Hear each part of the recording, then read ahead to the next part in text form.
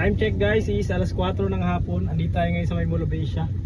So walang pumapasok na booking. Kanina pa tayo, galing tayo ng Terminal 1. Tapos umiko tayo ng Terminal 2. Tapos from Terminal 2 diretso hanggang dito sa MOA, wala pa rin pumapasok na booking.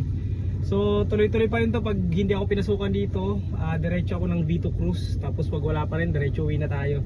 So siguro nagtitipid talaga yung mga pasahero natin. Sabado naman ngayon, kakatapos lang ng holiday, malamang nasa bakasyon pa yung iba, or yung iba nagpapahinga sa kanilang mga bahay, or nagtitipid lang talaga yung mga pasahero natin. So ramdaman natin yung tumal ngayon. Sana mamaya lumakas na to, or kung hindi naman, so ito yung time para magpahinga naman tayo. Bawi tayo bukas or sa mga susunod na araw, agahan natin yung mga biyahe natin, dahil pag asa lang tayo and hindi tayo gagalaw, possible na hindi talaga tayo kikita. So yun lang guys, maraming salamat. Sana nakatulong sa inyo yung video natin.